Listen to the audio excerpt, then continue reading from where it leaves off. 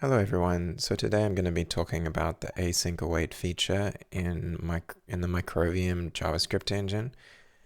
If you've already read my blog posts on the topic, feel free to skip this video and go to the second one, since here I'm basically going to be giving an overview and recap of what I covered in the blog posts. This video is mainly for those who haven't read the posts or who are more interested in a video format. In the next video, I'll go further and give my general thoughts about the process and how it all turned out. These videos are very informal. They're unscripted. They aren't edited. So expect me to ramble a little bit. So to start with, in case you're completely new and you haven't heard of Microvium and don't know what I'm talking about, I'll say that Microvium is an open source JavaScript engine. Here it is on my GitHub profile. It is designed for small microcontrollers. It implements I call it a useful subset of the JavaScript language. So it's not a full JavaScript engine. It's designed to bring some of the useful features to tiny devices, with two goals. One being to be very small, and the other is that it's easy to integrate, so easy to use. That's the engine.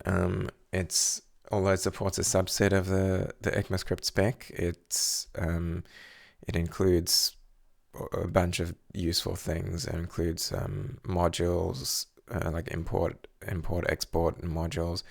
It includes closures. It includes exception handling, and now it includes async-await after a year of development on this feature. So that's kind of the introduction to Microvium. Async-await, you're probably already familiar. You can go read about async-await in JavaScript. I'd be surprised if you don't already know what it is if you're watching this video, unless you're just a very curious person. What I'm going to be doing in this video is just covering like why is it useful in embedded devices, and how does it look behind the scenes?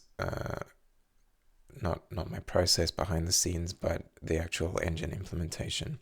And mostly I'm going to be doing this by pointing to the blog post. So as I say, if you want a more carefully edited view, a more carefully edited description, go ahead and read the posts. That's probably the easier way to understand this, but I'm sure, because I intend to do a video on the kind of behind the scenes process, and that I thought people coming to that video may not be coming from my blog, and so may want a quick introduction. So this is my introduction. So async-await, as you probably already know, it allows you to define async functions in JavaScript, where you can put these await points that allow you to, it causes the engine to pause the function at the await point and wait for the called function to finish executing, and then the called function will in turn be an async function, typically, that is awaiting other things, etc. And then here's an example where you might want to say send a message to the server from an embedded firmware device, and that might include multiple steps. Maybe you've got to power on the modem, then connect to the server, do your HTTP connection or whatever. Then using your connection, you might send the message and then disconnect. This is a very simplified example, of course. It's a toy example to illustrate. But in general, being able to break up a communication to the server or any sort of long-running process into these steps can be quite useful. So async-await is quite applicable in those circumstances. So you can see why it would be useful on an embedded device. Managing modem behavior or multi-step, synchronization to the server or user workflows or anything like that would really benefit syntactically from using async-await. So the obvious issue with async-await up until recently when it entered Microvium is that no JavaScript engine under like 100 or 200 kilobytes of flash can actually has async-await. All the little ones, like MJS, for example, is 40 or 50 kilobytes of flash, I believe they said. It does not have async-await. Espruino, over 100 kilobytes of flash, doesn't support async-await. So if you wanted to use this feature, which is quite a useful feature, you didn't have any choice, but you either got to go with a bigger device or you just can't use it. So or you could use it in C++, but actually that's less efficient. That's less memory efficient than Microvium's implementation. We'll get there. So that's what async-await is, in case you hadn't seen it before. Async-await is implemented behind the scenes based on closures. If you're not familiar with the term closure, just think of it as a function in JavaScript. Or pretty much all JavaScript functions are closures, in the sense that they capture not only the code that needs to be run, but the environment of that code. So here's an example that I then show what it looks like behind the scenes. So the example here, we just have 3 functions: foo, bar, baz, and actually a 4th one that's not shown, which is quux. And foo is awaiting a call to bar, bar is awaiting a call to baz, baz is awaiting a call to quux.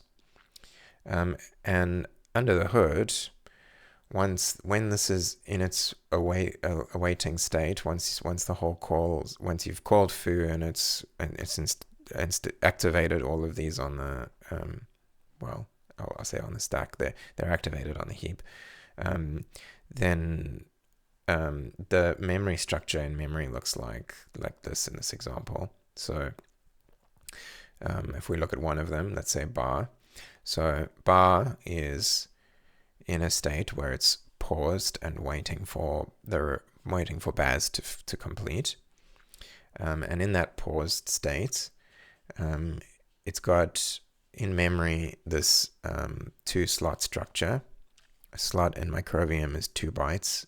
And then there's an allocation header that's not shown here. So in total, you've got a 6-byte structure here. And the 6-byte structure contains all the state required to resume baz when it can resume later. In this case, it's going to resume, after the await point, and syntactically, the await points here are all statements, so I can draw lines that represent the resume point. But of course, it can be more complicated in practice. It's just for the diagram to make it easier to represent.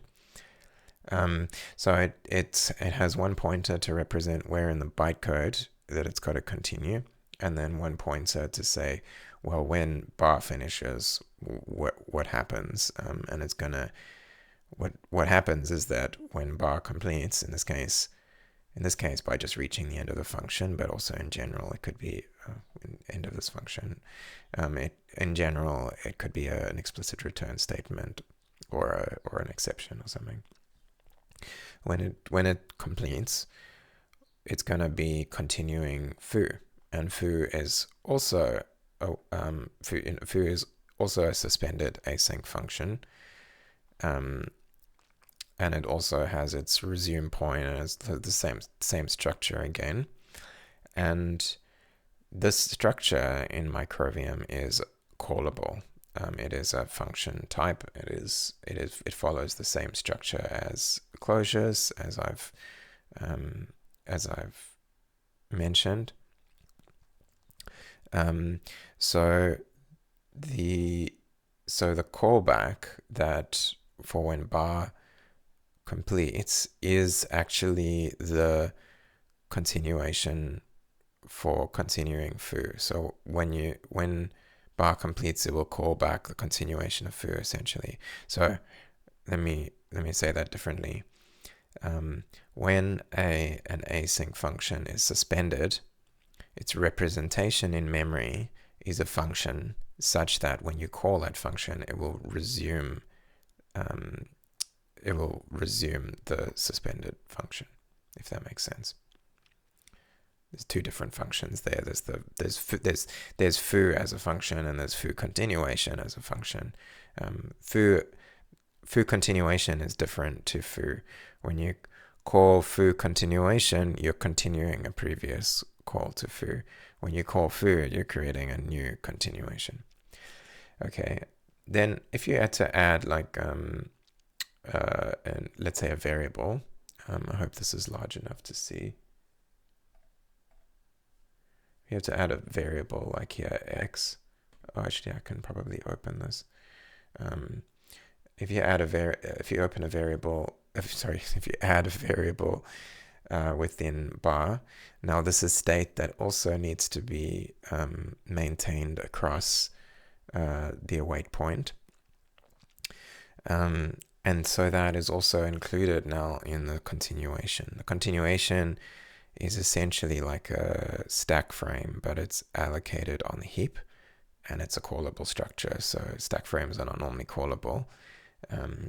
So it's a structure that's allocated on the heap that takes the purpose of both the stack frame and a continuation at the same time. So that's what it would look like in memory if you had a variable here. Parameters are also stored in the same way within the continuation.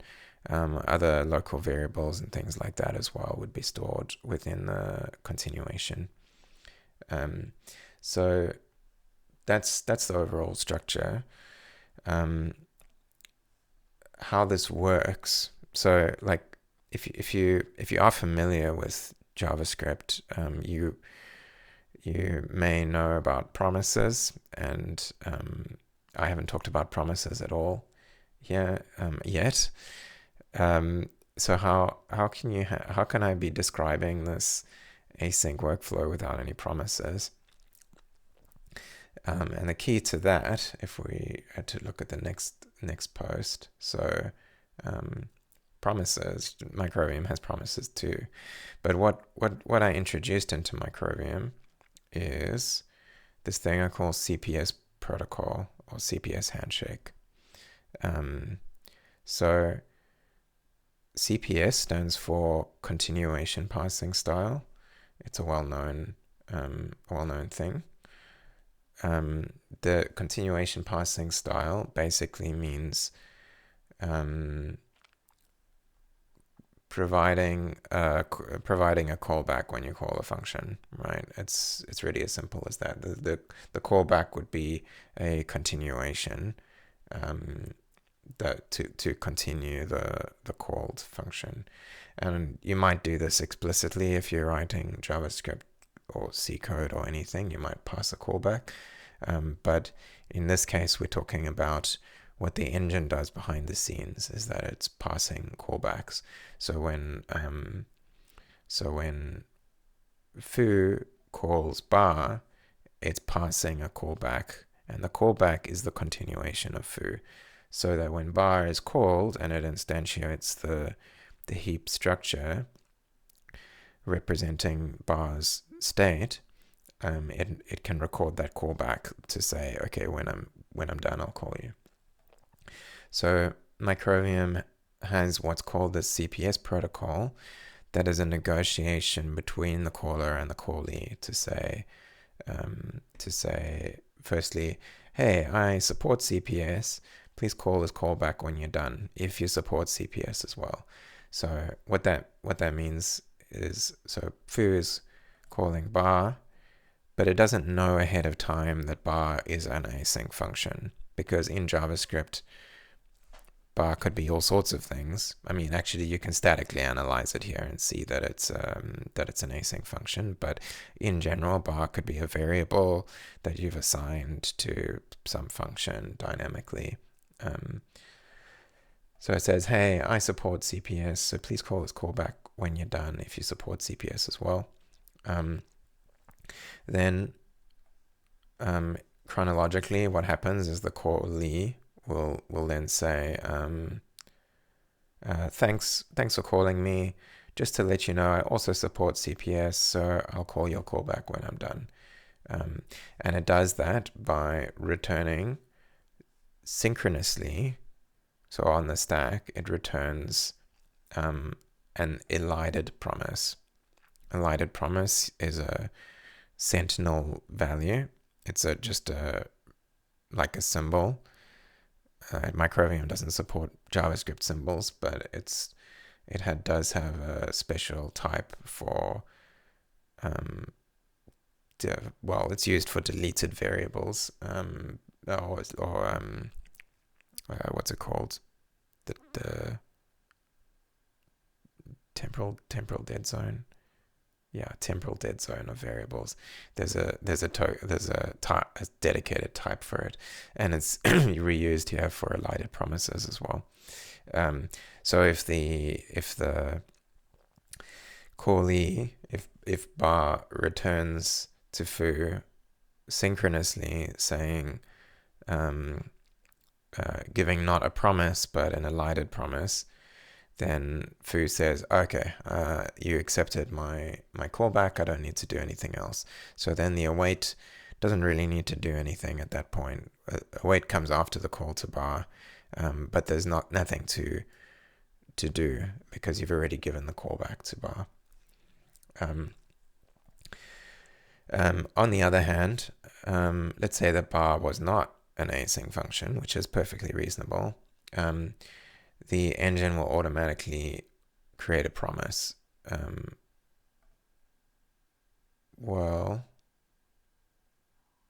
No, this is the other way around. Sorry.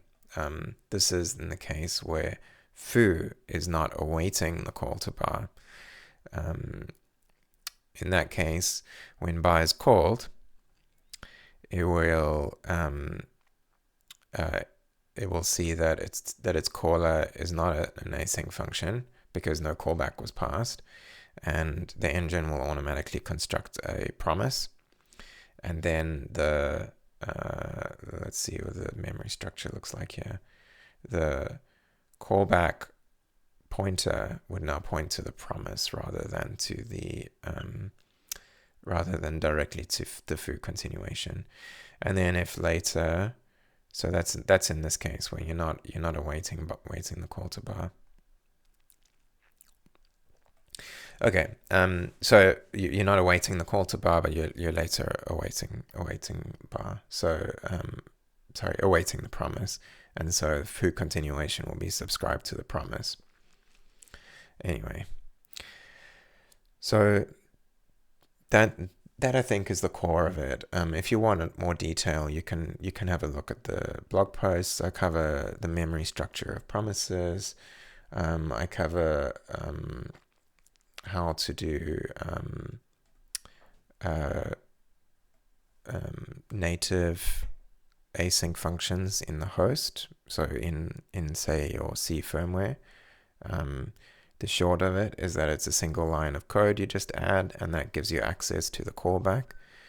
And then that callback means that you can, in your C code or your C++ or whatever, you have access to the callback, so you can resume the caller using that callback.